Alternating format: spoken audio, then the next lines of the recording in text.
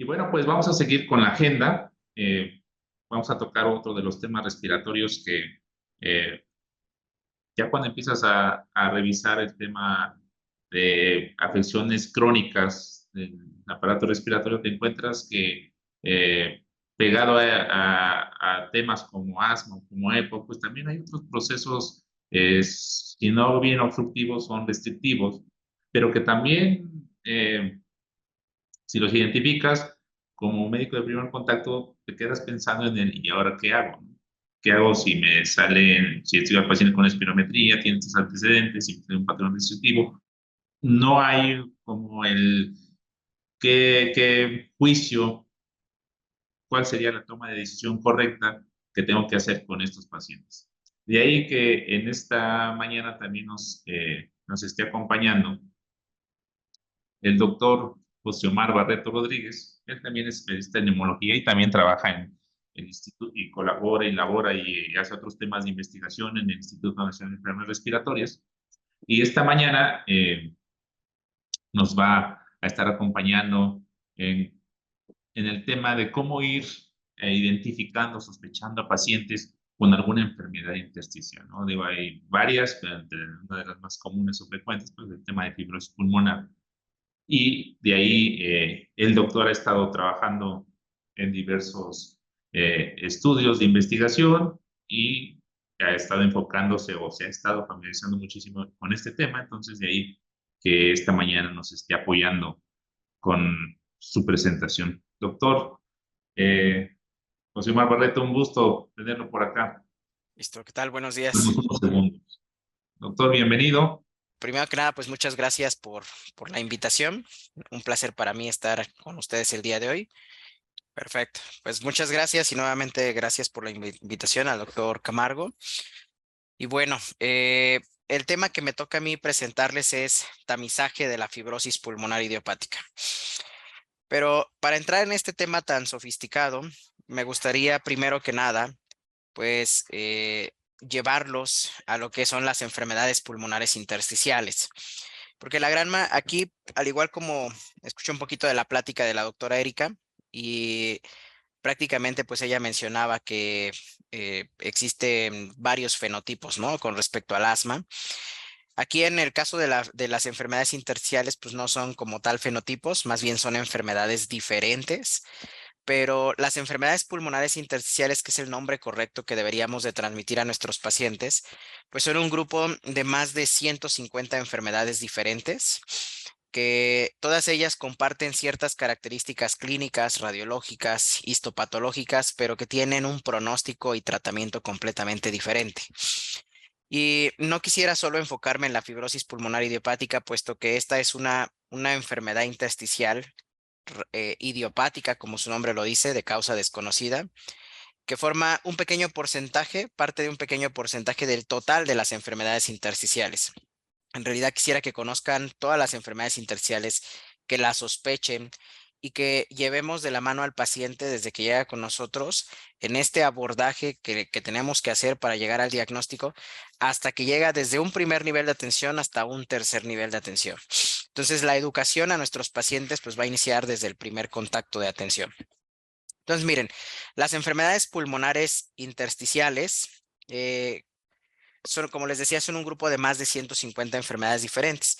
Es difícil poderlas abordar todas en una sola clase, pero sí quisiera mostrarles primero este árbol. Este árbol se encuentra publicado en una revista que se llama Chest, que es una de las revistas más importantes en neumología. Y me gusta mucho porque es el árbol de las enfermedades intersticiales y con las ramas que ustedes ven acá, pues nos da los grupos de enfermedades intersticiales que existen. Entonces, para estudiar estas enfermedades, justamente las debemos de ver así tal cual, por grupos. Y nos lleva de la mano porque desde las raíces del árbol, desde el tronco hacia arriba, vamos viendo las enfermedades intersticiales primero de causa conocida, hasta llegar a la parte de arriba donde están las idiopáticas. Entonces, en las primeras, que son las de causa conocida, pues tenemos primero las que están asociadas a exposiciones importantes como son estas de acá, que son las asociadas a exposición a materiales inorgánicos. Entonces acá tenemos las neumoconiosis. Ustedes saben que existen muchas neumoconiosis, pero bueno, de las más frecuentes que tenemos, pues es la asbestosis por el asbesto, la silicosis por el sílice, la beriliosis por el berilio, y yo aquí agregaría una más que es muy importante, que es la vicinosis, que es por exposición al algodón. Además de estas enfermedades intersticiales de causa conocida, que son por la exposición a materiales inorgánicos, también tenemos enfermedades intersticiales del otro lado, en esta rama que ahora estoy señalando, que son asociadas a exposiciones, pero en lugar de a materiales inorgánicos, son por materiales orgánicos. Una de las más comunes acá es la neumonitis por hipersensibilidad. La neumonitis por hipersensibilidad, pues es una enfermedad que, como su nombre lo dice, cursa con una respuesta de hipersensibilidad tipo 3 y tipo 4, de acuerdo a la clasificación de Helicums que seguramente muchos de ustedes conocen. En esta neumonitis por hipersensibilidad, pues la causa más común es la exposición a aves. En México y en el mundo, ustedes saben que hay muchas personas a las que les gusta tener aves de ornato en casa, principalmente canarios, pericos australianos, pichones, cotorros. Y bueno, si bien son aves preciosas y que alegran por su sonido, pues al final las proteínas que están presentes en las excretas de estas aves y que se les pegan en sus plumas, pues principalmente las personas que les hacen aseo, pues llegan a inhalar estas partículas y en el tiempo pueden llegar a desencadenar una respuesta de inflamación por esta hipersensibilidad T3 y 4 que les comento, y por lo tanto, en principio desarrolla una inflamación del intersticio pulmonar. Es una enfermedad que cursa inicialmente de manera inflamatoria, pero en el tiempo, pues va formando esta cicatrización, que es lo que le llamamos fibrosis, y se convierte en una fase crónica, que es una neumonitis por hipersensibilidad ya en fase fibrótica. Entonces, hasta acá, como ustedes ven, pues lo primero que deberíamos de preguntar siempre en nuestros pacientes, pues son las exposiciones que tiene desde el punto de vista laboral, en casa o en algún medio de recreación. Después tenemos otras enfermedades intersticiales que son las que están asociados a la administración de medicamentos. De ahí que la historia clínica pues juega un papel muy importante porque si nosotros conocemos qué enfermedades tienen nuestros pacientes y qué medicamentos se administran en el día a día, pues podemos saber también si alguno de estos medicamentos puede estar relacionado con mayor o menor riesgo de desarrollar estas enfermedades intersticiales. Por ejemplo, acá en esta rama, toxicidad por fármacos, unas de las más comunes, pues son la amiodarona, que ustedes saben que es un antiarrítmico usado frecuentemente para el tratamiento de la fibrilación auricular. Pero bueno, la miodarona se ha visto que puede producir esta toxicidad pulmonar y producir, por lo tanto, enfermedad pulmonar intersticial. Otro medicamento que usamos con relativa frecuencia, pues es la nitrofurantoína para el tratamiento de las infecciones de vías urinarias. Y la nitrofurantoína también se ha visto que puede tener también puede tener toxicidad pulmonar y estar asociada a estas enfermedades pulmonares intersticiales. Entonces, siempre el conocer esto de nuestros pacientes es muy importante. También tenemos las enfermedades intersticiales que están asociadas a enfermedades del tejido conectivo, enfermedades autoinmunes, principalmente la artritis reumatoide y la esclerosis sistémica, y algunas otras como las miopatías inflamatorias y el síndrome de Sjögren. Entonces, en este grupo de enfermedades, pues trabajamos de manera conjunta y en equipo con los reumatólogos, que van a ser fundamentales para el abordaje diagnóstico correcto de estas enfermedades. Después tenemos otro grupo de las enfermedades intersticiales que son enfermedades intersticiales de causas primarias, o más bien primarias, o le llamamos también enfermedades intersticiales asociadas a procesos no bien definidos, que son un grupo de enfermedades intersticiales que tienen características muy clásicas, tomográficas e histológicas, y que hacer su diagnóstico si las conocemos, pues no es tan complejo, pero si no las conocemos, pues obviamente sí se vuelve complejo. En estas tenemos, por ejemplo, la bronquiolitis respiratoria con enfermedad intersticial, que estoy señalando acá, la histiocitosis de células de Langerhans y la neumonía intersticial descamativa. Estas tres, por ejemplo, se asocian de manera importante al tabaquismo. Es decir, para que nosotros podamos sospechar que la persona las tiene, sí es importante tener ese antecedente de que la persona fuma. También existen un grupo de enfermedades intersticiales, que las vemos acá en estas que dice raras, que son enfermedades quísticas pulmonares. Acá, por ejemplo, tenemos una de las más comunes dentro de estas quísticas, es la linfangioliomatosis, que es una enfermedad más común en mujeres en edad fértil, entre la tercera y cuarta década de la vida. Tenemos otras raras como la amiloidosis, las eosinofilias pulmonares o las asociadas a vasculitis. Y hay otra quística que no está acá anotada, pero que también podemos verla, que es la enfermedad de Birkhoff-Dubé. Y luego finalmente tenemos en su pantalla, si ustedes la están viendo en su extremo derecho, van a ver que en la última rama tenemos todas las enfermedades intersticiales de causa desconocida. Y ahí en las de causa desconocida, pues tenemos justamente a la principal, que es la fibrosis pulmonar idiopática, pero también tenemos otras como la neumonía intersticial no específica idiopática, la neumonía intersticial linfoidea, la fibroelastosis pleuropulmonar, la neumonía intersticial aguda y la neumonía organizada. Entonces, como ustedes ven, hablar de enfermedades intersticiales pues puede llegar a ser un tema complejo, dado que existen muchas enfermedades que se parecen entre sí. Les decía yo al principio, comparten características clínicas, radiológicas e histológicas, pero al final de cuentas, si armamos bien el rompecabezas, pues podemos hacer ese diagnóstico diferencial y eso es importante porque de ahí va a partir el tratamiento y el pronóstico que le vamos a dar a nuestro paciente. Es importante que ustedes sepan de estas enfermedades intersticiales porque desafortunadamente existe un retraso importante en su diagnóstico. Y ese retraso importante, como lo ven en esta diapositiva, pues es de aproximadamente 1 hasta 2 años desde que el paciente empieza con sus síntomas. Vean, en algunos estudios que se han hecho, prácticamente la mitad, o sea, el 50% de los pacientes son diagnosticados 2 años después de haber iniciado con sus síntomas. Y algo que es muy relevante es que cerca del 22% ni siquiera tienen un estudio de imagen en los primeros 6 meses de tener síntomas, cuando eso debería de ser el estudio inicial. Si bien no le vamos a solicitar a nuestro paciente una tomografía desde inicio, pero sí es importante que hagamos una radiografía anterior y lateral de tórax a todo paciente que tenga síntomas crónicos como tos crónica, que acuérdense que es la tos que lleva más de 8 semanas y no se quita, así como a pacientes que tengan disnea progresiva. Todo paciente que tiene una disnea crónica que va progresando en el tiempo, empezando a hacer a lo mejor al principio de grandes esfuerzos y poco a poco va limitándolo más, ese tipo de pacientes deben de estudiarse, entrar a protocolos de estudio amplios, porque una de las posibles causas pues, podría ser las enfermedades intersticiales. Ahora, el diagnóstico oportuno también es importante porque entre más tarde se diagnostique, mayor es la mortalidad. Esto es, por ejemplo, vean, en esta gráfica que les estoy aquí mostrando de Kaplan-Meier, es en pacientes que tienen enfermedad intersticial asociada a artritis reumatoide. Entonces, se ha visto que cuando los reumatólogos envían de manera temprana a los pacientes con el neumólogo y se diagnostica tempranamente el daño intersticial, que es lo que ven en la línea verde, su sobrevida es mucho mayor que si el reumatólogo lo refiere con el neumólogo 2 años después, que es la línea que ven aquí en color anaranjado. Entonces vean cómo la mortalidad es muy diferente. Entonces, entre más temprano sean diagnosticados, mejor le va a ir a estos pacientes. Ahora, algo que también es importante y por lo cual vale la pena nuevamente recalcar que es importante el diagnóstico temprano es porque un alto porcentaje de los pacientes con enfermedad intersticial, sea cual sea, se van a comportar con un fenotipo fibrosante progresivo. ¿A qué me refiero con eso? La gran mayoría de las enfermedades intersticiales, cuando inician con un fenotipo inflamatorio.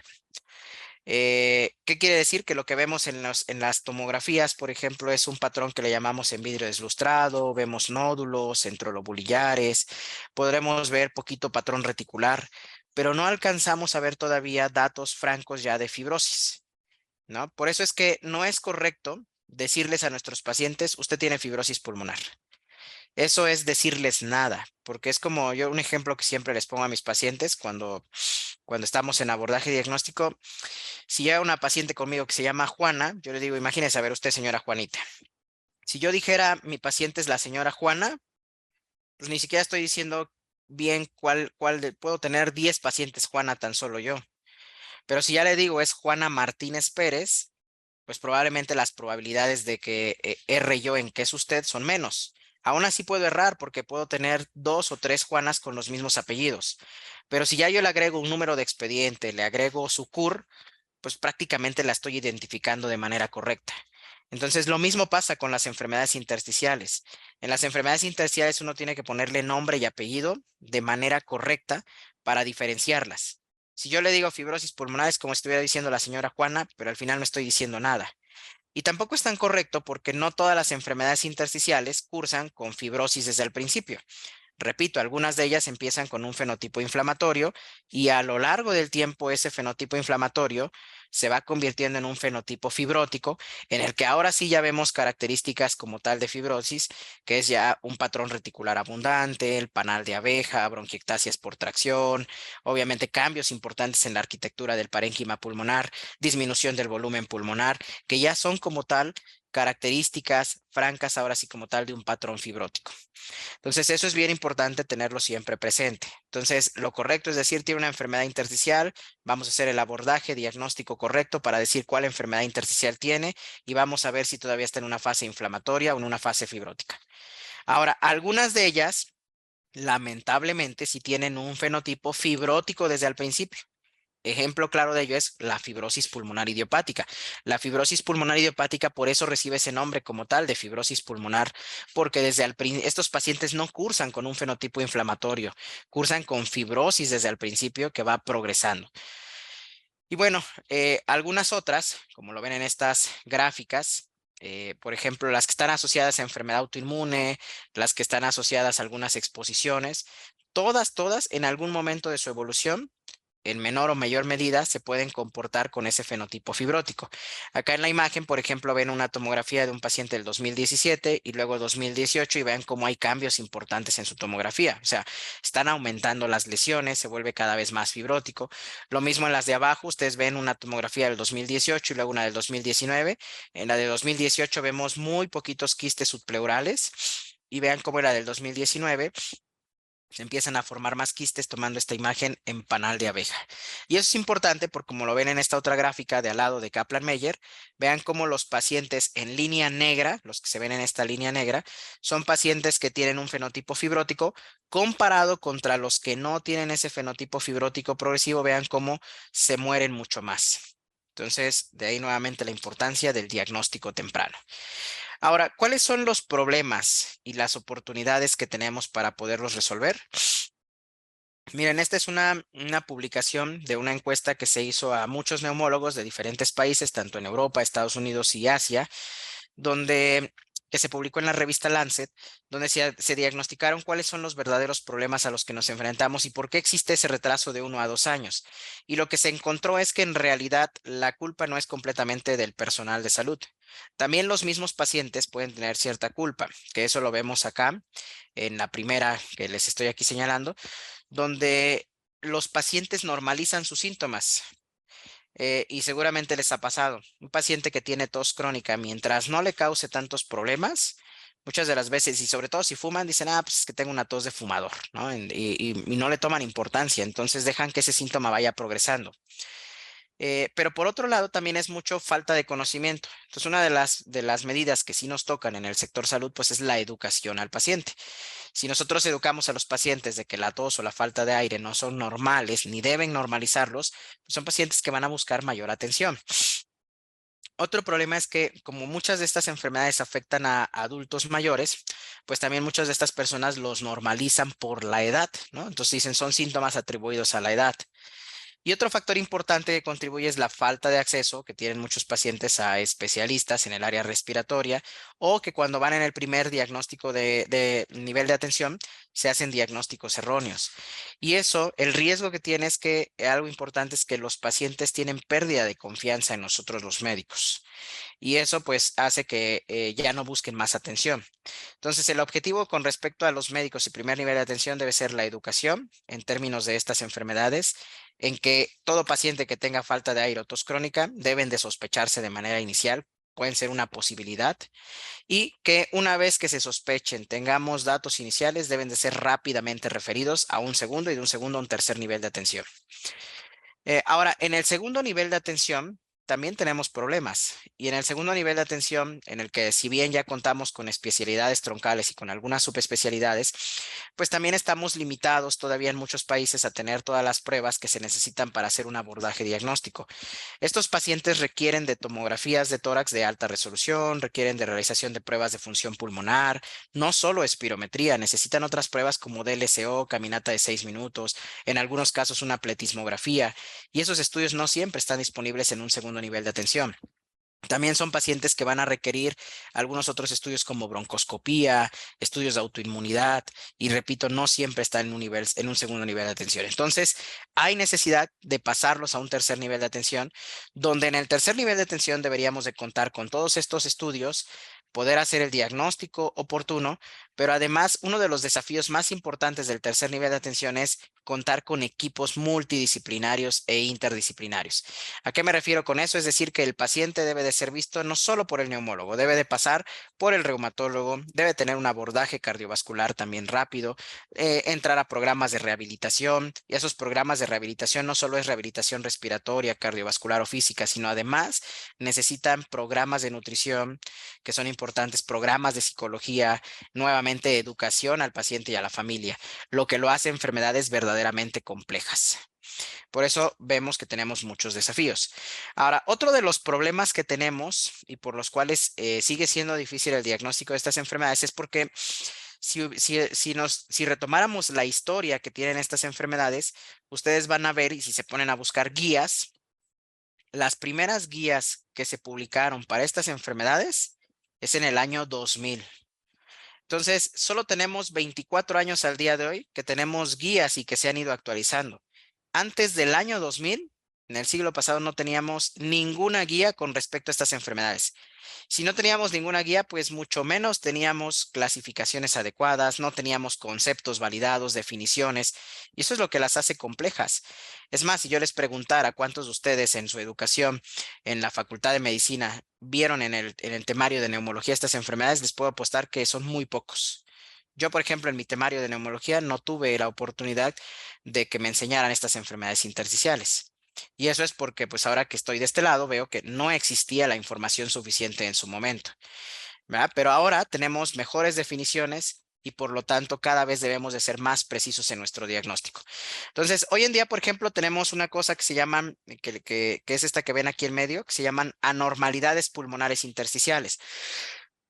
Y estas se las quise poner porque a veces nuestros pacientes pueden estar asintomáticos, no tener ningún factor de riesgo, más que la edad. Y cuando les hacemos una tomografía de tórax por alguna razón, no se está haciendo una búsqueda intencionada, sino que por alguna otra razón se le hace una tomografía de tórax y encontramos datos de enfermedad pulmonar intersticial. Entonces, hace algunos años se pensaba que esos eran hallazgos tempranos de enfermedad intersticial. Hoy en día sabemos que no necesariamente. Un alto porcentaje de la población que está envejeciendo, cuando le hacemos una tomografía de tórax de alta resolución, puede tener anormalidades intersticiales que se caracterizan por no afectar a más del 5% del pulmón y son completamente normales y asociadas al envejecimiento. Y cuando se les ha dado seguimiento en cortes grandes de envejecimiento, se ha visto que ahí van a estar y no va a pasar absolutamente nada. Entonces, cuando hablamos de las API, de estas anormalidades pulmonares intersticiales, no siempre van a ser hallazgos tempranos de enfermedad pulmonar intersticial. Pueden ser hallazgos normales asociados al envejecimiento. Ahora, el problema radica en que algunos de esos sí pudieran ser hallazgos tempranos de enfermedad intersticial. Entonces, todo paciente al que sea o persona a la que se le diagnostiquen estos hallazgos debe de tener un seguimiento porque así las podemos detectar de manera temprana. Si en el seguimiento vamos viendo que empiezan a incrementar las lesiones, pues efectivamente es una enfermedad pulmonar intersticial y hay que captarla de manera temprana, estudiarla bien y a iniciar un tratamiento temprano. Ahora, cuando ya hablamos como tal, ahora sí de una enfermedad pulmonar intersticial, pues es cuando esta afectación es mayor al 5% del parénquima pulmonar, cuando además los pacientes están sintomáticos, es decir, tienen disnea o tos, o tienen algún otro hallazgo a la exploración física, como estertores, crepitantes, a la auscultación del tórax, desaturación en la caminata de 6 minutos o en actividad física, o alteraciones en las pruebas de función pulmonar. Ahora, como ustedes lo han visto hasta acá, pues hacer el diagnóstico correcto de estas enfermedades puede ser muy complejo. Entonces, Si para el tercer nivel de atención cuesta trabajo, mucho más aún para un primer nivel de atención. Entonces es importante que más bien, más que pedirles que se haga el diagnóstico desde el primer nivel de atención, es que debe de sospecharse en estos casos. Y les quiero mostrar lo de la complejidad porque para hacer un diagnóstico correcto, pues necesitamos, como lo ven acá en esta pregunta, un equipo multidisciplinario. Y entonces, para poder hacer el diagnóstico, entre ellas, por ejemplo, de la FPI, de la fibrosis pulmonar idiopática, yo necesito primero que nada tener todos los datos de mi paciente. O sea, necesito una historia clínica completa que incluya cuestionarios validados con respecto a exposiciones para poder excluir causas de causa conocida. Y ahí es donde entra, por ejemplo, en principio, pues el neumólogo y el reumatólogo para el abordaje inicial de las enfermedades intersticiales. Pero además de este aspecto clínico, un segundo punto importante es contar con un radiólogo, incluso experto en tórax, que nos pueda ayudar a describir de manera correcta el patrón tomográfico para poder tener una mayor precisión diagnóstica. Y en algunos de los casos, estos dos puntos no van a ser suficientes y vamos a necesitar de estudios de histopatología. Y ahí es donde entra un patólogo y un cirujano de tórax que nos pueden ayudar también a hacer el diagnóstico correcto. Por eso es que les digo que son enfermedades complejas. Y todo esto es importante porque en el algoritmo, lo que yo debería de hacer es ver primero mi patrón tomográfico y preguntarme si podría ser o no una fibrosis pulmonar idiopática, preguntarme si tiene causas que pudieran estar asociarse y que por lo tanto me descarten una fibrosis pulmonar idiopática, como exposiciones ambientales, datos clínicos de autoinmunidad, que tenga anticuerpos positivos. Si eso es así, pues no es una FPI, definitivamente es una enfermedad intersticial por otra causa, pero si esto es no, pues bueno, debo de ver la tomografía, ver si es un patrón que le llamamos de neumonía intersticial usual. Si tiene ese patrón tomográfico, pues es muy probable que sí sea una FPI. Y si no, pues debe discutirse de manera multidisciplinaria para al final llegar a un diagnóstico una vez armado el rompecabezas. Entonces, en este abordaje les decía yo que lo primero es tener datos completos de nuestros pacientes. Y ahí, pues vamos a basarnos primero en el síntoma cardinal, siempre pensar tos crónica, recuérdense, más de 8 semanas, o disnea que es progresiva, debe de ser un síntoma que debe de hacernos sospechar de estas enfermedades. Ahora, no olvidar que el paciente que está llegando con nosotros, pues no simplemente es un paciente que venga por un problema respiratorio. En la gran mayoría de los casos, nuestros pacientes no tienen un solo síntoma o dos síntomas. Pueden tener también otros síntomas y es importante hacer un interrogatorio por aparatos y sistemas y preguntar si tiene pues síntomas cardiovasculares, como lo que ven acá, ortopnea, dolor opresivo, palpitaciones, lipotimias, etcétera. Síntomas digestivos también es importante, sobre todo síntomas enfocados en reflujo gastroesofágico, puesto que el reflujo gastroesofágico puede ser una causa importante y asociado tanto al desarrollo de la enfermedad pulmonar intersticial como a mayor riesgo de exacerbaciones. Y síntomas reumatológicos, por supuesto, ¿no? Pacientes que tienen xerostomía, xeroftalmia, úlceras orales, telangiectasias, Raynaud, artralgias, debilidad muscular, esclerodactilia, eritema malar, etcétera. Todos esos signos y síntomas son importantes porque pues pueden ahí ser la causa de la enfermedad pulmonar intersticial. O sea, al final podemos con eso muy probablemente concluir un diagnóstico de una enfermedad autoinmune que esté asociada o que sea la causa que está desencadenando la enfermedad pulmonar intersticial en nuestro paciente.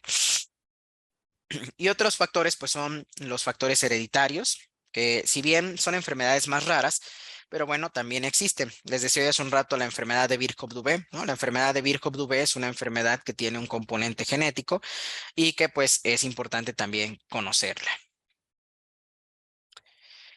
Dentro de esta historia clínica, pues es importante, les decía yo, también tener cuestionarios validados para preguntar exposiciones.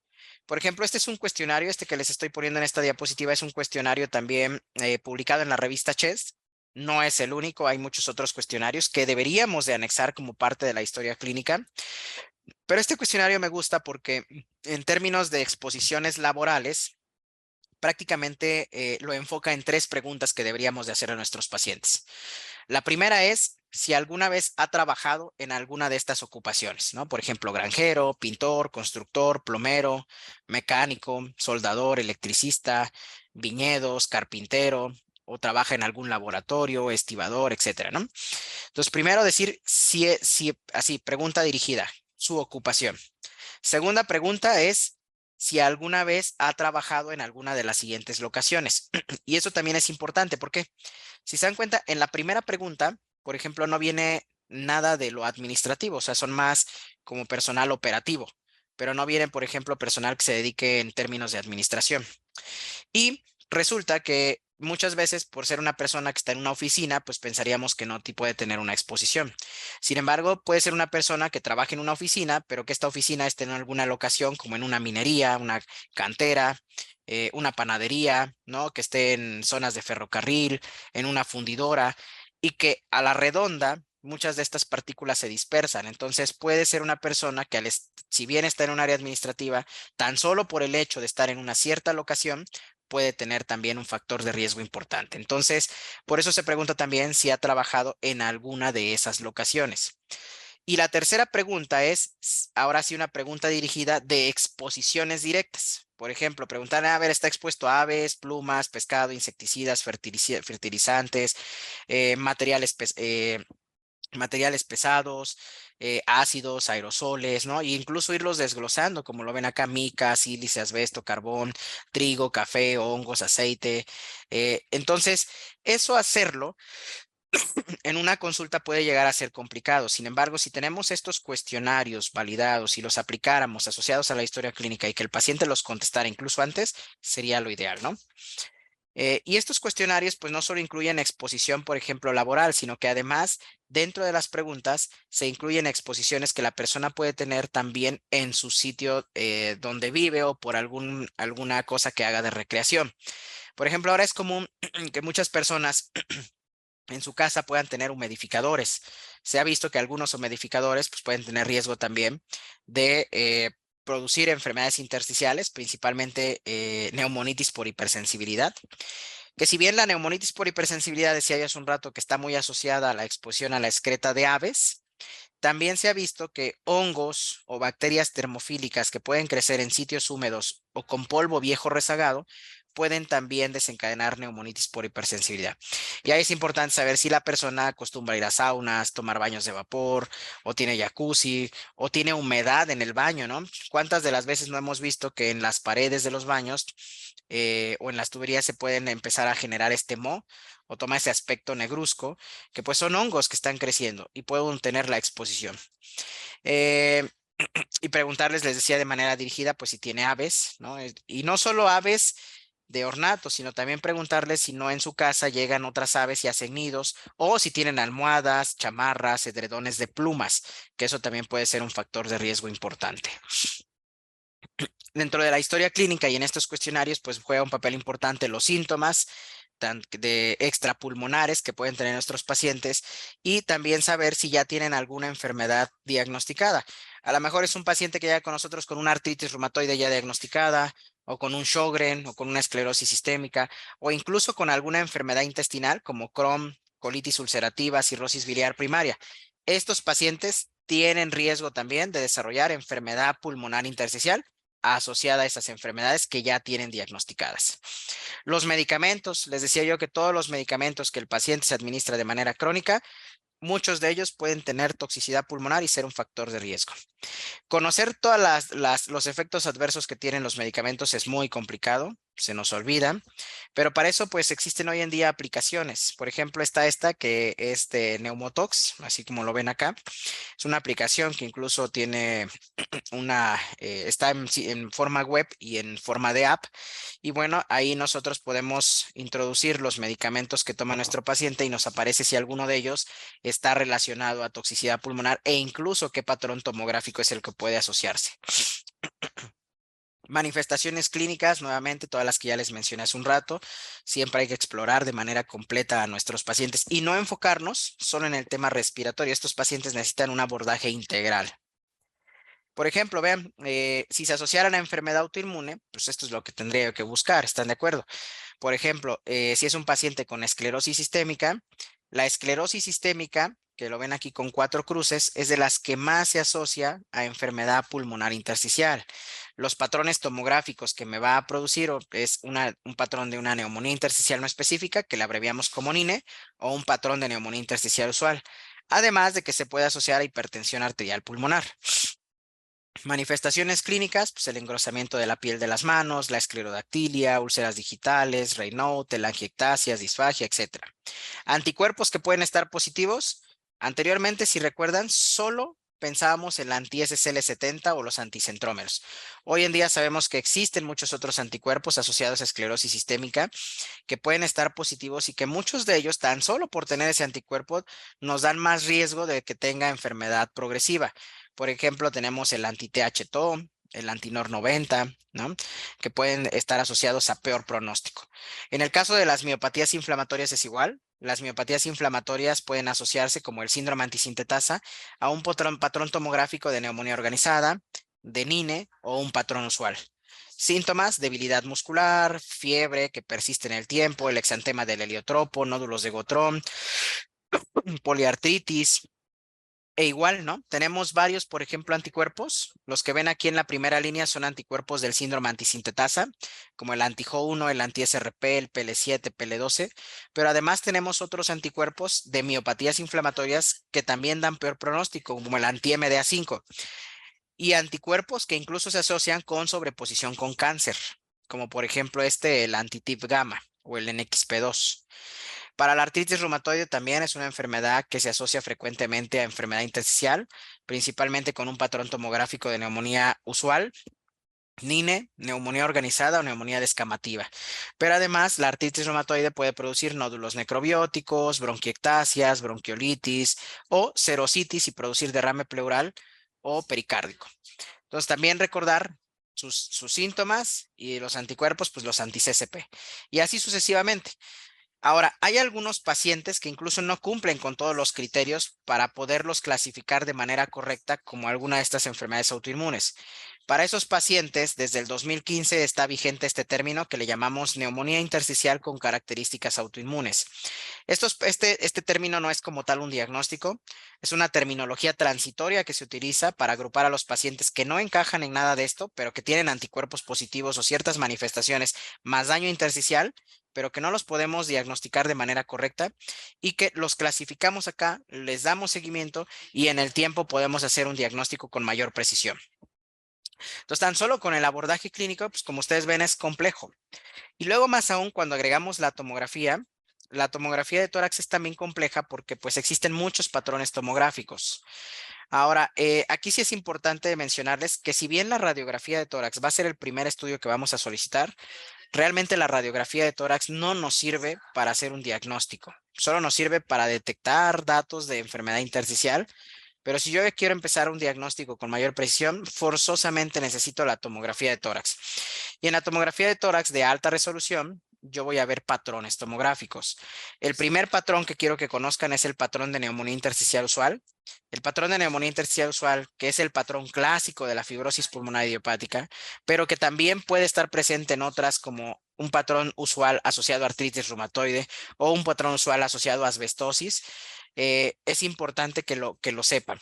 Y el patrón usual se caracteriza porque tiene afectación subpleural, basal, panal de abeja con o sin bronquiectasias por tracción. Es esto, miren. Vamos a ver una tomografía y vamos a ver esta cadena de quistes que comparten pared, que nos recuerdan un panal de abeja. Vamos a ver la presencia de esto, que son bronquiectasias por tracción, que ahí se las pongo a a una imagen más ampliada. Y vemos eso que les decía, que el daño es principalmente en los lóbulos inferiores y predominantemente en la región subpleural. Cuando vemos esto, pues esto no nos queda duda que es un patrón de neumonía intersticial usual. Ahora, también tenemos el patrón probable usual. El patrón probable usual es muy parecido al anterior, con la única diferencia de que no tiene panal. En lugar de panal tiene reticulación, como lo vemos acá. Pero vean, la afectación sigue siendo predominantemente hacia los lóbulos inferiores, subpleural, con bronquiectasias o bronquiolectasias por tracción, pero vean, no hay panal de abeja, lo que hay es un patrón reticular. Cuando vemos eso, este es un patrón probable usual. Y el patrón indeterminado usual es cuando tengo hallazgos que pudieran sugerirme un patrón usual, pero la distribución de las lesiones no es la apropiada. Entonces, yo cuando veo un primer corte en la tomografía digo, mira, por ejemplo, este sí tiene afectación subpleural, predominantemente en los lóbulos inferiores, pero cuando empiezo a ver más cortes me doy cuenta que también el centro, el intersticio central está afectado, que además hay vidrio despulido. Entonces, ya no me queda claro si puede o no ser un patrón usual, por eso le llamamos indeterminado. Y esta clasificación se hizo porque si es un patrón usual, en un contexto apropiado, no necesito más, o sea, con eso hago el diagnóstico. En el caso del probable usual, lo más común es que voy a necesitar de una broncoscopía. Y en un indeterminado usual, lo que se va a ir seguro es que va a ser un paciente que va a requerir biopsia. O sea, no voy a poder hacer el diagnóstico solo con la imagen o con los datos clínicos. O sea, este paciente que tiene un patrón indeterminado usual, lo voy a tener que llevar necesariamente a una biopsia pulmonar. Y también tenemos los diagnósticos alternativos, que son cuando tenemos otros hallazgos muy característicos como la presencia de quistes, perfusión en mosaico, vidrio despulido, nódulos, zonas de consolidación o algunas otras alteraciones como placas pleurales, esófago dilatado, derrame pleural, etcétera. Y eso nos da diagnósticos que son diferentes a la neumonía intersticial usual, como este. Vean, esta es una tomografía de una neumonía intersticial no específica, una NINE. Las NINES, vean cómo a diferencia de la usual que veíamos anteriormente, las NINES pues tienen vidrio despulido que afecta a los lóbulos inferiores, pero vean cómo respeta la región subpleural a diferencia de la otra y tiene bronquiectasias por tracción. Del otro lado tenemos una bronquiolitis con EPIT. En esta vean cómo hay algo que se conoce como perfusión en mosaico, es decir, vemos cambios en la tonalidad, vemos zonas grises con zonas más oscuras y zonas blancas. ¿De acuerdo? Entonces, las zonas que quedan como estas que estoy señalando más negras, son zonas de atrapamiento aéreo. Es decir, son zonas en las que están tan inflamados los bronquiolos que el aire entró y ahí se quedó atrapado. No permite su salida de manera correcta. Esta otra, por ejemplo, vean, es una neumonía organizada. Esta se caracteriza más por zonas de consolidación, peribroncovascular. Puede haber algunos signos específicos, como el signo del halo inverso, algunos nódulos que son característicos de la neumonía organizada. Y del otro lado vemos la neumonitis por hipersensibilidad en su fase aguda. En la neumonitis por hipersensibilidad en su fase aguda, pues lo que vemos son prácticamente todas estas manchitas grises, que son nódulos centrolobulares de distribución difusa, que afectan prácticamente a todo el pulmón. Entonces, como ven, pues la parte tomográfica o radiológica pues es compleja también. Y luego viene la parte de otros estudios complementarios, por ejemplo, las pruebas de función pulmonar. Las pruebas de función pulmonar, pues aquí no es suficiente una espirometría. Es el primer estudio que podríamos hacer porque si un paciente tiene un patrón sugerente de restricción, pues son estas enfermedades las que hay que sospechar. Pero acuérdense que una persona con obesidad o una persona con debilidad muscular también puede tener restricción. Entonces, la restricción por sí sola no necesariamente va a estar asociada a una enfermedad intersticial, pero es una de las probables causas. En las enfermedades intersticiales, además de una espirometría, necesito una difusión pulmonar de monóxido de carbono, una caminata de 6 minutos, porque estas 3 pruebas me van a ayudar no solo a hacer un diagnóstico, sino a dar un pronóstico y a dar seguimiento a mis pacientes. En términos de pronóstico, pues ya está bien descrito que aquellos pacientes que cuando les hago una espirometría y me encuentro con que ya tienen una capacidad vital forzada menor al 50% o una DLCO menor al 30% de su valor predicho, o en la caminata de 6 minutos caminan menos de 250 metros o desaturan a menos de 88%, son pacientes que ya tienen peor pronóstico a lo largo de su seguimiento. Y eso me permite incluso aplicar unos scores como este, que es el GAP Score, que incluye el género, la edad y las pruebas de función pulmonar, y me ayuda a predecir el riesgo de mortalidad que tiene mi paciente durante los siguientes 3 años. Por ejemplo, si el GAP Score me sale con un puntaje de 6 a 8 puntos, vean, son pacientes que a los 3 años solo el 25% probablemente va a estar vivo. El 76% habrá fallecido. Comparado contra los que tienen un score GAP 1, por ejemplo, a los 3 años solo habrá muerto el 16% y vivirá pues cerca del 85% de los pacientes. Las pruebas de función pulmonar también me siguen para su seguimiento. Eso lo vamos a ver ahorita más adelante. Ahora, también los laboratorios pues, juegan un papel importante. Si bien los laboratorios generales como una biometría hemática, una química sanguínea pueden ayudarme, en realidad los estudios que más nos van a ayudar pues son los estudios de autoinmunidad. Se recomienda, por ejemplo, en estos casos hacer por lo menos unos anticuerpos antinucleares que se procesen por inmunofluorescencia indirecta, acompañados de otros como el anti-Jo, el anti-ROLAM, factor reumatoide y anti-CCP y ANCA. Eh, los anticuerpos se pueden procesar de muchas maneras. Lo que más nos sirve son los anticuerpos, repito, los anticuerpos antinucleares procesados por inmunofluorescencia indirecta. ¿Por qué nos sirven? Porque son los que tienen mayor sensibilidad, además de que se tienen menor costo y son confiables. Ahora, cuando nos procesan los anticuerpos, estos los ANA por inmunofluorescencia indirecta, sabemos que están bien procesados cuando no solo nos reportan su concentración, sino que además nos dicen el patrón que se observa al microscopio.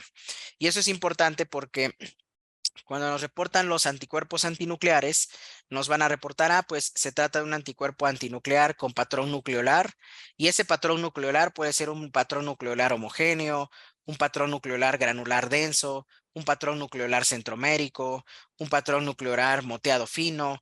Entonces, todos estos patrones son bien importantes que sean así de específicos porque de acuerdo al patrón que estén viendo por el microscopio, es la asociación con la enfermedad autoinmune que puede tener.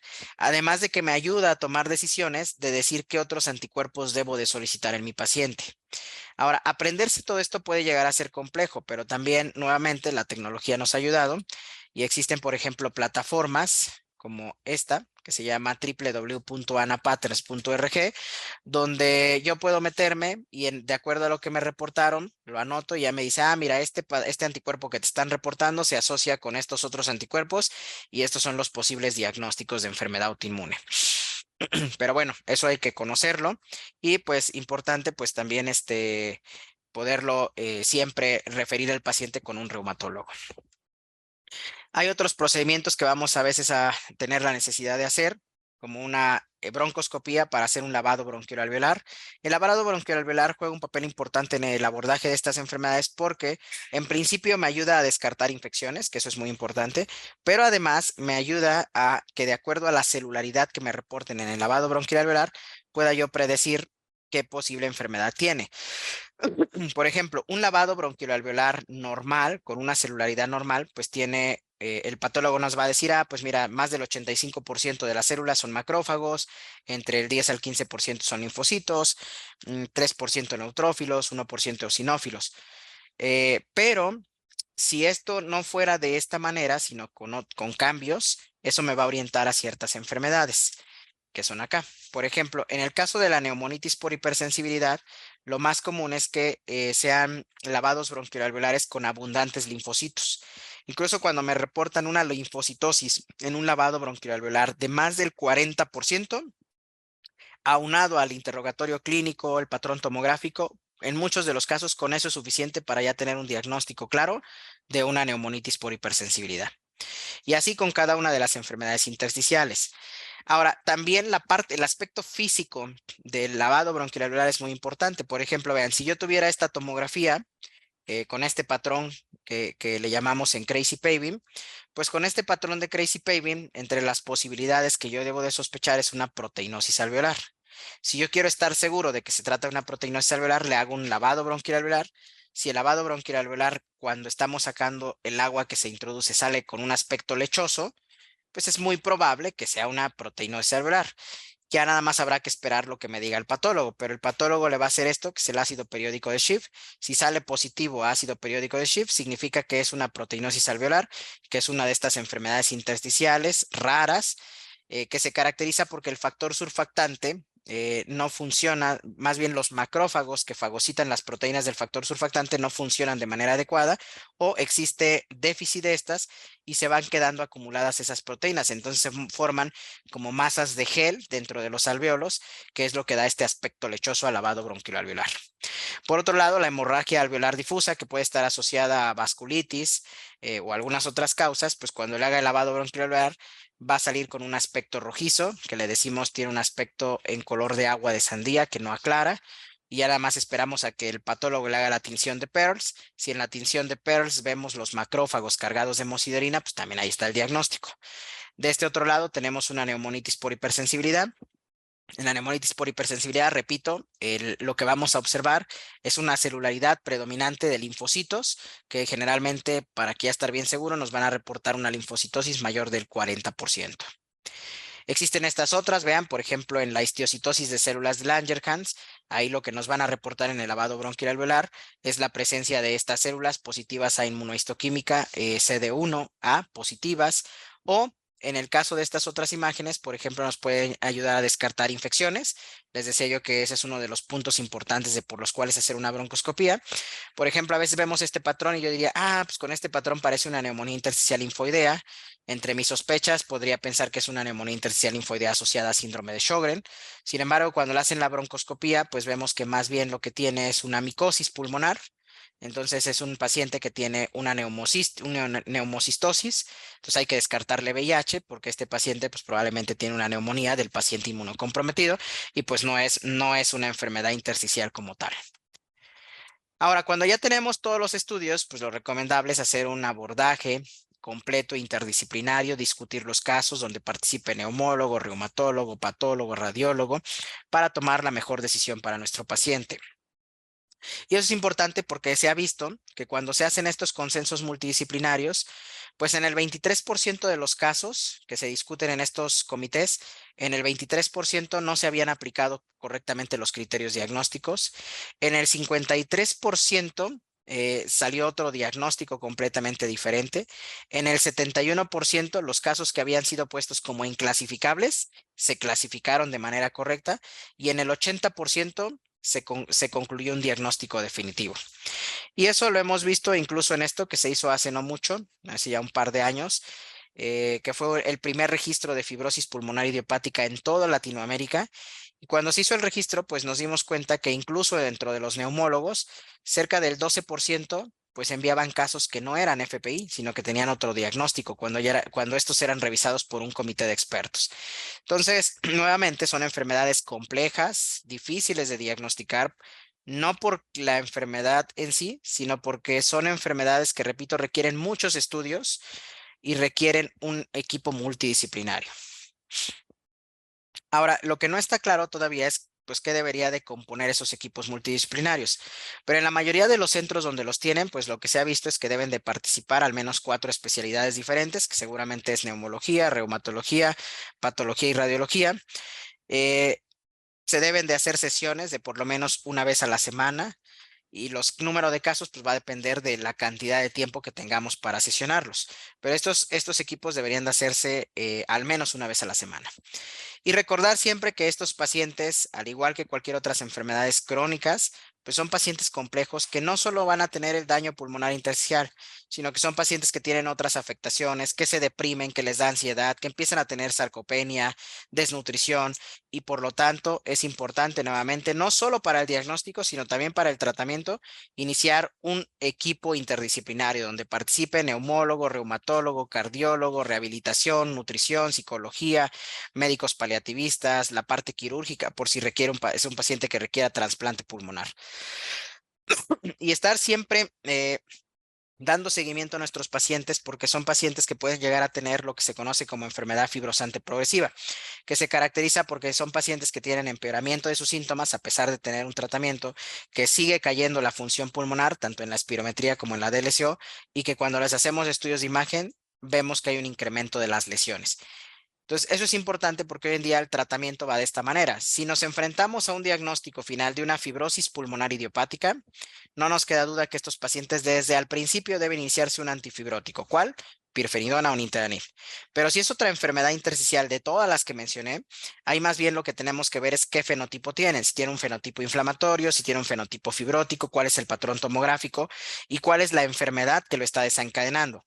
Por ejemplo, si es una EPIT que tiene una artritis, es desencadenada por una artritis reumatoide, pues en la artritis reumatoide habría que ver si el patrón que estoy viendo en la tomografía es usual o es un no usual. ¿Por qué? Porque la que es usual es muy probable que pronto va a requerir tratamiento antifibrótico. Son pacientes que progresan rápidamente. Pero si es una no usual, si no tiene otro patrón tomográfico, probablemente solo con el hecho de controlar bien la artritis reumatoide, mi paciente se va a estabilizar y no va a progresar.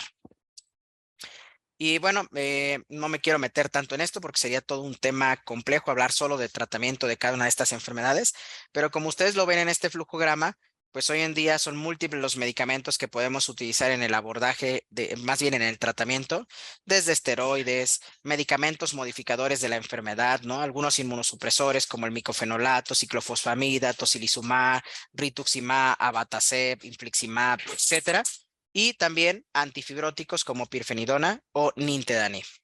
Entonces, son muchos los medicamentos que hoy podemos utilizar para su tratamiento y vienen nuevas moléculas en fases de investigación que muy probablemente en los siguientes meses o máximos 1 o 2 años vamos a tener ya como parte también del tratamiento hacia una medicina mucho más personalizada, de alta precisión, de acuerdo a biomarcadores que también se están estudiando. Entonces, quiero concluir, terminar diciéndoles que el diagnóstico oportuno pues va a depender de una sospecha, referencia temprana. No hay que quedarnos en el primer nivel de atención definitivamente estos pacientes, solo hay que sospecharlos y enviarlos de manera rápida, encargarnos de que sí lleguen a un segundo y a un tercer nivel de atención, sobre todo de manera oportuna, que requerimos centros de referencia con equipos multidisciplinarios, que necesitamos acceso a los estudios y a tratamiento oportuno, y definitivamente el tratamiento temprano mejora la sobrevida y la calidad de nuestros pacientes. Con esto termino, no sin antes decirles, agradecerles por haberme escuchado y también pues recordarles esta frase que dice que los médicos son hombres y mujeres que recetan medicinas de las que saben poco para tratar enfermedades de las que conocen menos en seres humanos de las que muchas veces ni siquiera sabemos nada, ¿no? Hay que interrogar mejor a nuestros pacientes.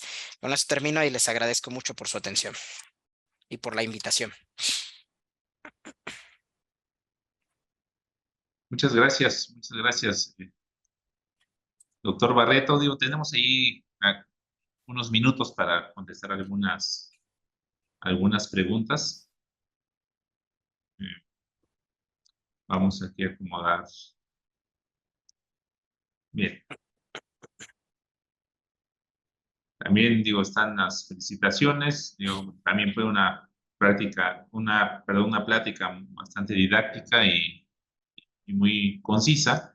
Entonces, creo que eso nos está ayudando muchísimo en este momento para poder ir dejando algunos puntos necesarios en donde el médico de primer contacto puede usar, ¿no? Para ir manejando o ayudando a que estos pacientes puedan tener un diagnóstico más temprano. Y bueno, ahorita estamos buscando, digo, porque la mayoría son más felicitaciones, doctor Barreto. Y seguimos bajándole aquí a las preguntas. Nos dice, aquí es recomendable que un paciente con artritis reumatoide se realice tomografía de tamizaje para descartar enfermedad intersticial. Muy, muy buena pregunta. La respuesta sería que sí, o sea, sería lo ideal. Lo ideal sería poder realizarles tomografías de tórax de alta resolución como parte del tamizaje y pruebas de función pulmonar a estos pacientes. Sin embargo, dado la complejidad en cuanto al acceso que puede existir para la tomografía, a que implica radiación y más aún para pruebas de función pulmonar que la verdad es que en el país están muy centralizadas a las grandes ciudades, y eso puede ser complejo. Lo que yo sugeriría, ¿no? Y que eso lo hemos discutido en foros grandes con reumatólogos y neumólogos de no solo de México, sino de muchas otras partes, es que probablemente uno de los estudios que más nos ayude como parte del tamizaje en estos pacientes sea el ultrasonido pulmonar. El hacer un rastreo con un protocolo adecuado de ultrasonido en el consultorio, ¿no? Incluso si los tuviéramos, ¿no? En el primer nivel de atención sería genial, porque en el rastreo con ultrasonido podemos, si hacemos un rastreo apropiado y observamos datos de enfermedad pulmonar intersticial, en esos casos específicamente serían los que sí estaríamos obligados a hacerles tomografía, pero no van a ser a todos desde el inicio. Pero si no lo tenemos, pues definitivamente es más difícil, ¿no? Entonces sí valdría la pena hacer una tomografía de tórax de alta resolución. Ahora, no recomendaría de manera inicial una radiografía, porque el problema que tenemos con la radiografía de tórax es que acuérdense que es mucho operador dependiente en la interpretación. Incluso en casos más comunes como de una neumonía, pues se ha visto que puede tener una precisión de un 70%, máximo de 80%, comparado con el ultrasonido, ¿no? Que puede tener una precisión diagnóstica hasta el 96%, porque es más fácil de aprender. Y además de que la radiografía pues no me permite detectar daño intersticial temprano. O sea, si el paciente ya tiene afectación intersticial muy pequeña que está iniciando, con una radiografía muchas de las veces va a pasar desapercibido y va a parecer como si fuera normal, cuando en realidad ya tiene una afectación. Entonces, la respuesta es sí, tomografía de tórax, no solo tomografía de tórax, pruebas de función pulmonar.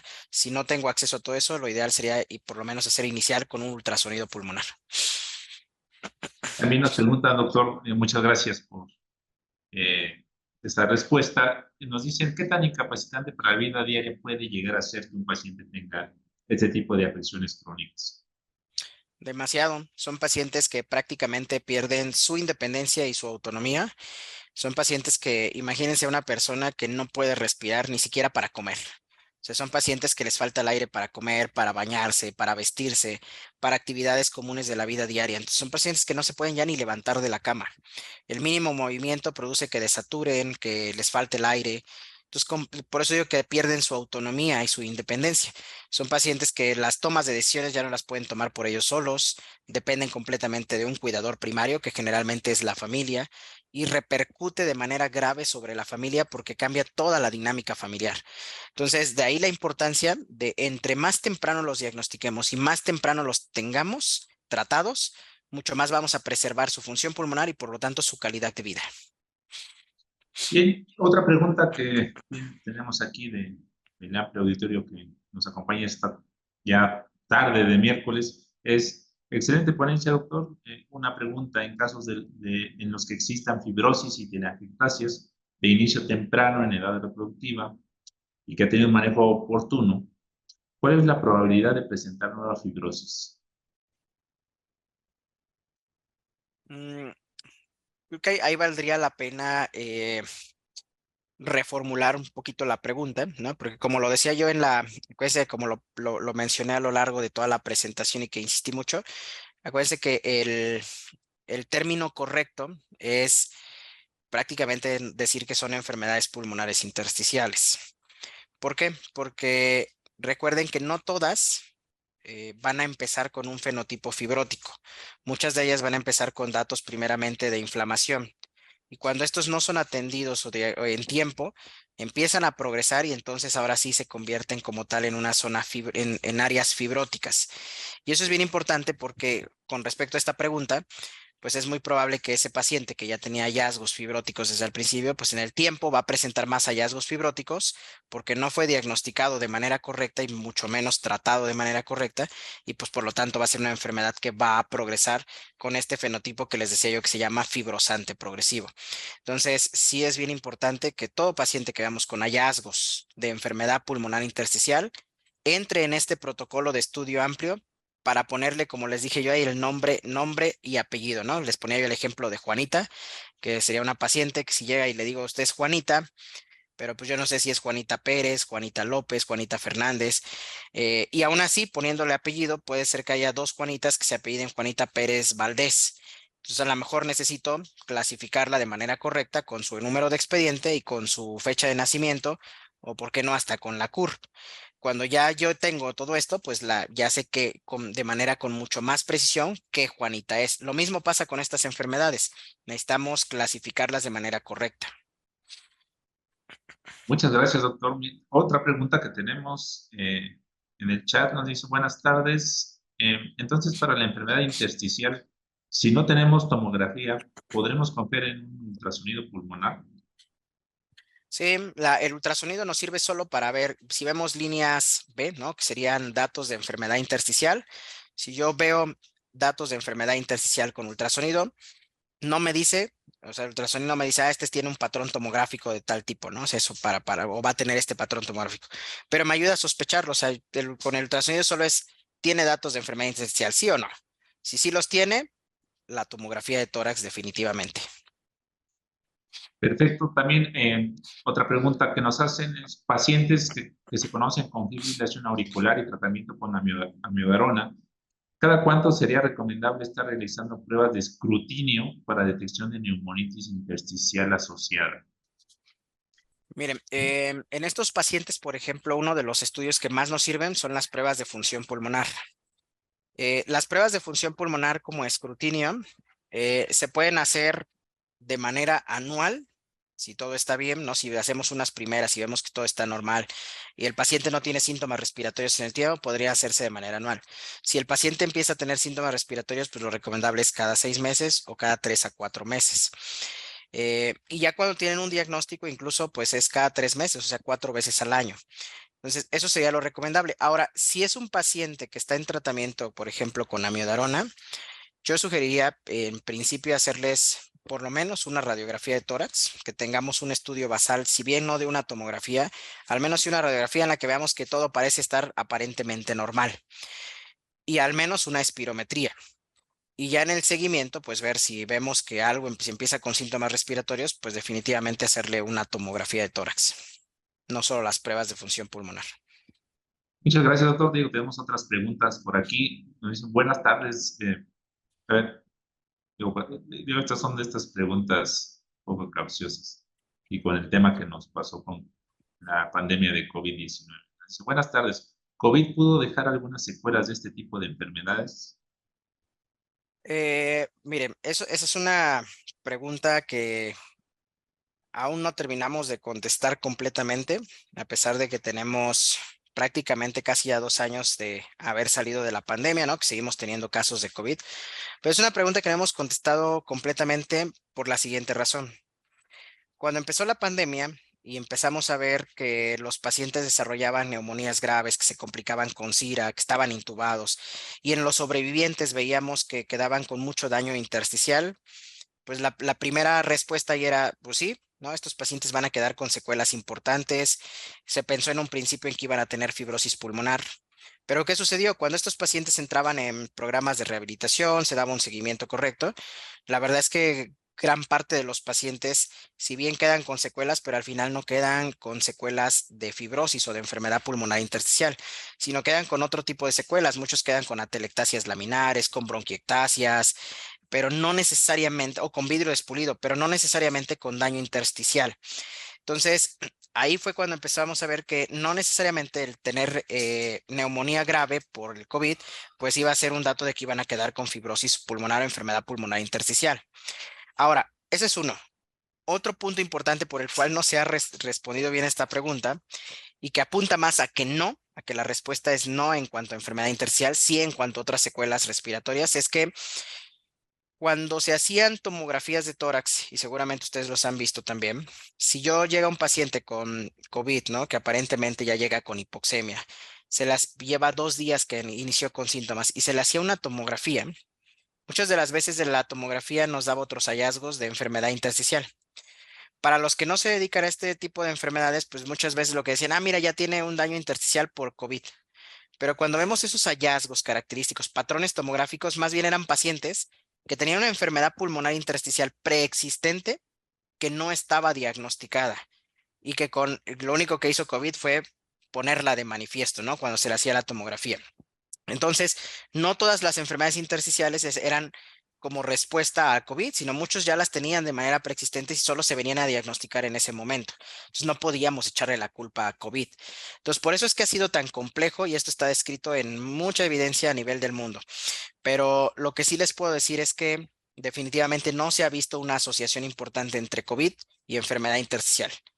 Se han visto más bien otras secuelas asociadas a COVID. Repito, atelectasias, bandas parenquimatosas fibróticas, zonas de neumonía organizada, bronquiectasias. Son hallazgos mucho más comunes como secuela de COVID que realmente una enfermedad intersticial.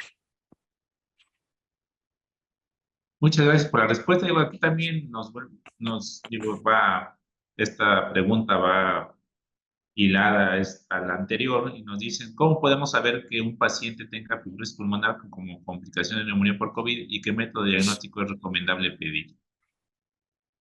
Justo, ¿no? La tomografía, justamente la tomografía de tórax nuevamente es la más importante porque nos permite ver el patrón tomográfico.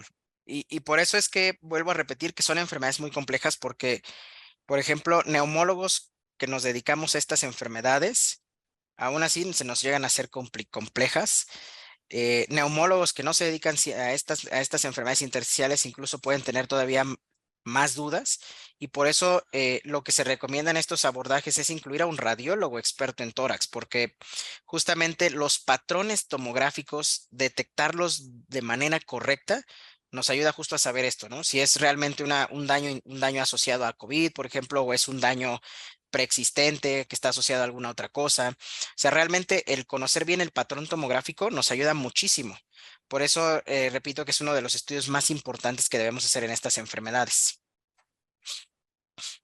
Muy bien, doctor, tenemos aquí algunos minutos más para hablar de otras preguntas. Nos dicen, buenas tardes, doctor, felicidades. Bueno, hay muchos mensajes de felicitaciones por el contenido y la forma tan didáctica de exponer el tema. Y nos dicen si hay un tratamiento para fibrosis temprana o solo se da tratamiento cuando hay una fibrosis activa. Sí, claro. De hecho, el tratamiento, entre más temprano se inicie, mucho mejor. Ahí va a depender mucho de la enfermedad que yo concluya. Si es una fibrosis pulmonar idiopática, que fuera mi diagnóstico ya final, el tratamiento es un antifibrótico. ¿Cuál? Pirfenidona o nintedanib. Pero si es una, por ejemplo, enfermedad intersticial asociada a artritis reumatoide, pues mi tratamiento va a ser el tratamiento de la artritis reumatoide, metotrexato, leflunomida, ¿no? O lo que el reumatólogo decida en conjunto.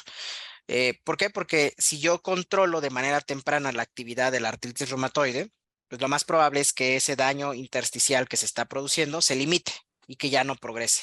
Entonces, sí hay tratamiento, y el tratamiento va a depender de la enfermedad que se diagnostique de manera correcta. Y también nos comentan cuánto tiempo después del diagnóstico de artritis reumatoide es recomendable realizar el tamizaje pulmonar.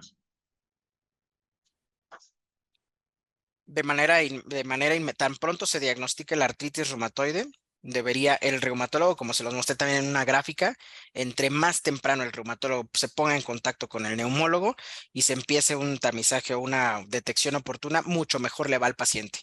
Hace mucho tiempo, ahondando un poquito más, la verdad es que como que no había esa interacción tan adecuada, ¿no? Entre reumatología y neumología.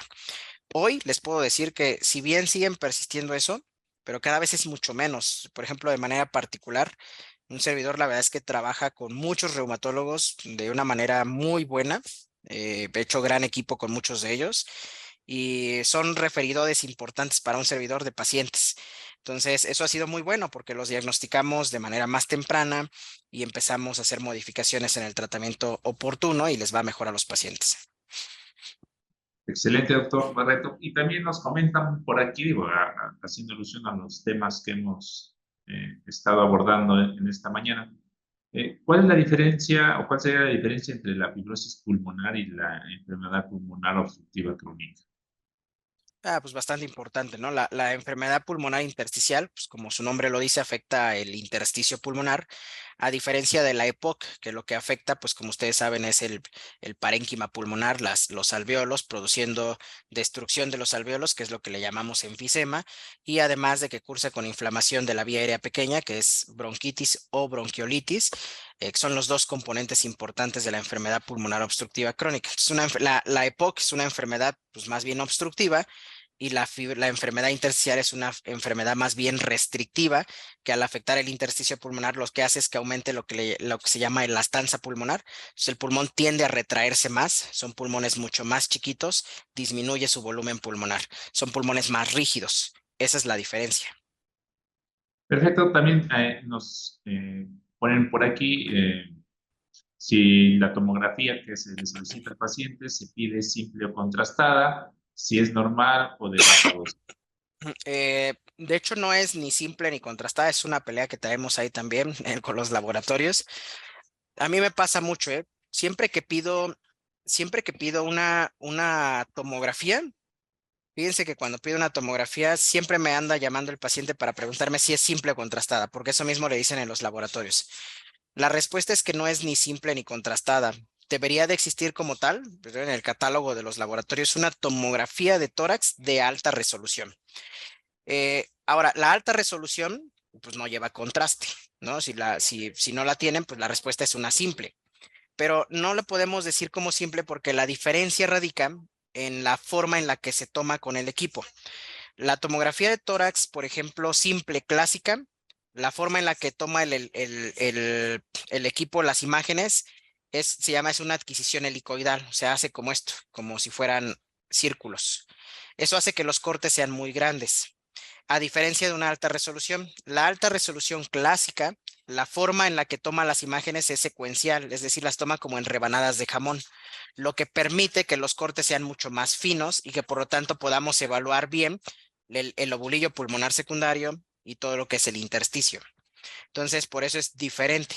Ahora, gran parte de las tomografías de ahora de alta resolución en realidad ya no son completamente secuenciales, sino que hacen una mezcla de helicoidal con secuencial para disminuir la radiación que se le da al paciente.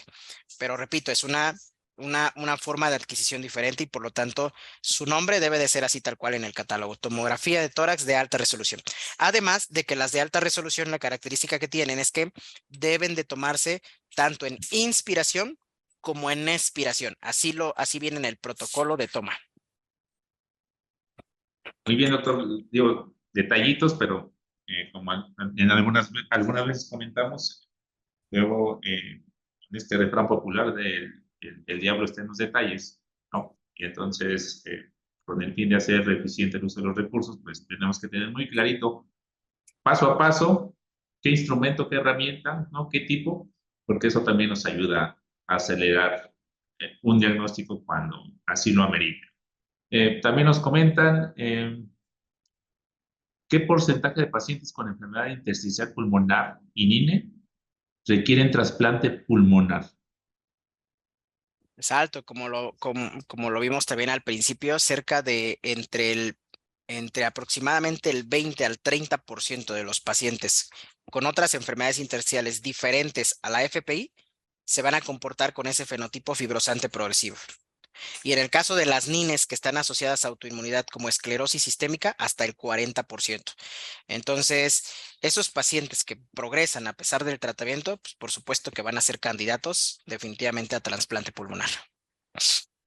Entonces, doctor, también nos comentan, y aquí aterrizando un poco al tema de la medicina de primer contacto, nos dicen, en primer nivel de atención, si sospecho un problema intersticial, ya pedí tele de tórax, ¿puedo solicitar el ultrasonido o dependiendo del hallazgo, refiero al paciente?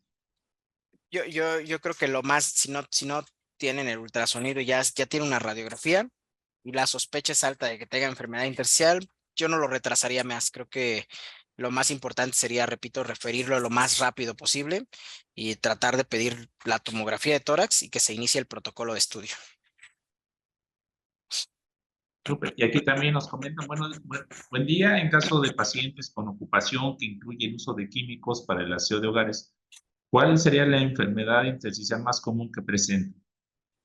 La neumonitis por hipersensibilidad es una de las más comunes por ocupaciones, generalmente por la humedad que se presenta en lugares de la casa. Si es, por ejemplo, pensando en otras cosas como cloro, ¿no? O a veces las personas mezclan cloro con amoníaco para lavar los baños. En esos casos, fíjense que no desarrollan tanto enfermedad intersticial, más bien desarrollan asma ocupacional. Seguramente no sé si lo vieron con la doctora Erika, pero dentro de toda la inmersidad que existe también de asma, pues está el asma ocupacional, ¿no? Y muchos de estos pacientes hacen algo que se llama disfunción reactiva de la vía aérea, cursan con inflamación y está asociada mucho a la exposición importante que tienen al cloro o a otro tipo de sustancias. Pero como tal, el daño intersticial, por eso no tanto, eso es más como por sitios húmedos dentro de la casa, polvo viejo que está ahí rezagado, la exposición a las aves, pero es lo que más pueden llegar a desarrollar es neumonitis por hipersensibilidad. Perfecto, y también nos comentan, hablando del ultrasonido pulmonar, que qué características o especificaciones se deben pedir del estudio y los hallazgos más característicos que nos estén orientando, sugiriendo el diagnóstico de una enfermedad intersticial. De hecho, ahí, fíjense que como tal no hay una solicitud que les dijera yo de que se deba de pedir, ¿no? Especial. porque en realidad más bien lo que se recomienda, tan es tan sencillo utilizar el ultrasonido para en un protocolo de rastreo pulmonar que no nos lleva más allá de 5 minutos.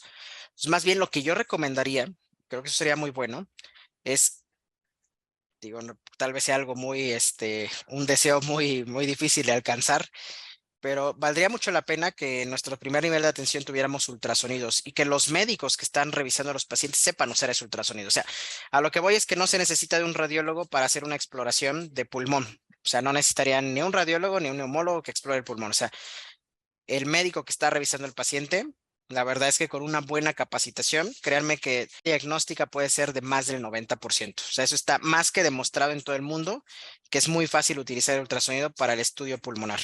Por eso no les diría, saben que envíenlo para que le hagan el estudio. O sea, lo ideal sería que tuvieran el ultrasonido y ustedes mismos hagan el rastreo. Perfecto, doctor. Digo, tenemos algunas preguntas más y con eso vamos terminando. Nos dicen, ¿y en los pacientes que se dedican a la aplicación de uñas, que están expuestas a polvos, solventes, o los que utilizan en su trabajo fibra de vidrio, qué enfermedad pulmonar pudieran desarrollar?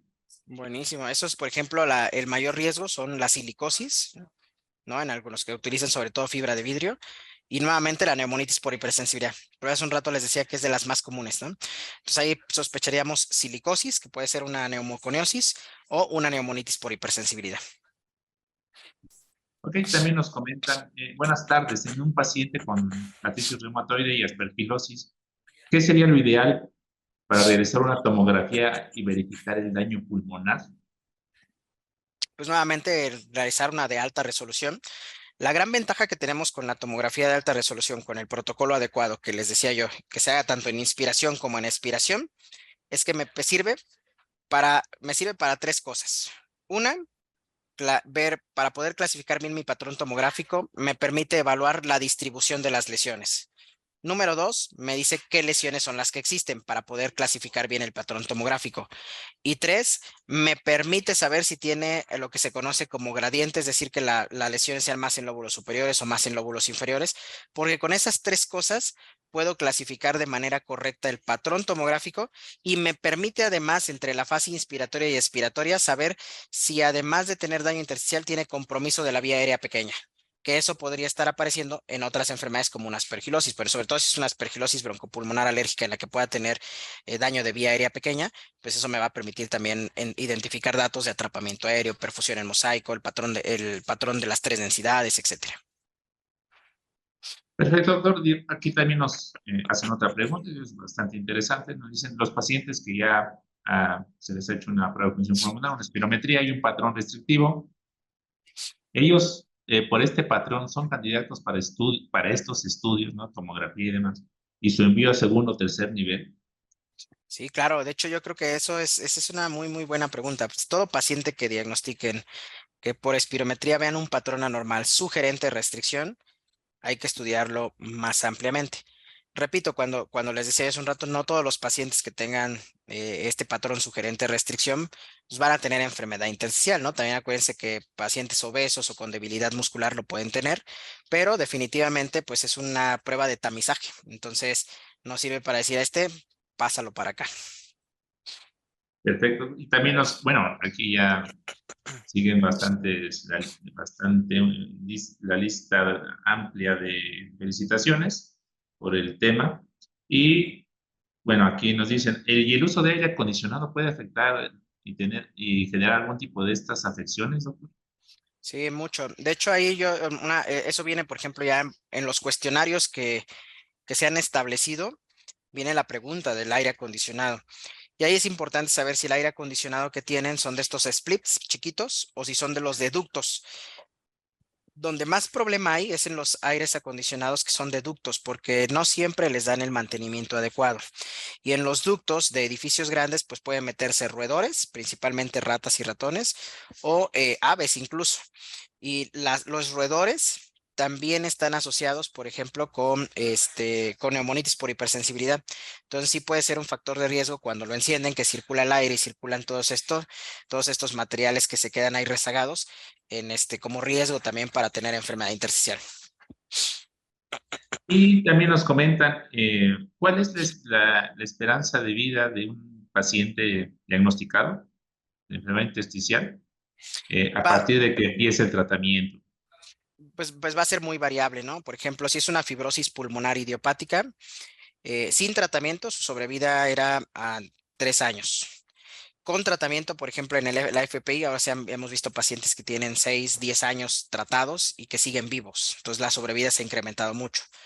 Cosa contraria a otros pacientes, por ejemplo, pacientes con enfermedad intersticial por autoinmunidad, por artritis reumatoide, por esclerosis sistémica, pues los hemos visto vivir incluso más de 10 años, ¿no? Entonces, o muchísimo más si están bien tratados. Entonces va a depender mucho de la enfermedad y de la etapa en la que se diagnostique. Otro ejemplo, si es un paciente con neumonitis por hipersensibilidad y lo diagnostico en una etapa temprana, es decir, en una fase inflamatoria, y detecto cuál es el antígeno al que está expuesto y le quito la exposición, es de las pocas enfermedades intersticiales que podríamos decir que se puede curar. Pero si lo diagnostico es una neumonitis por hipersensibilidad diagnosticada en una etapa crónica donde ya está fibrótico ese pulmón, entonces ese paciente pues obviamente pues ya no va a tener una esperanza de vida importante como el primero. Perfecto, doctor, pues digo, la lista de felicitaciones también es bastante larga en ambos chats que tenemos, tanto los que pueden escribir directo a los panelistas como en el chat de preguntas y respuestas.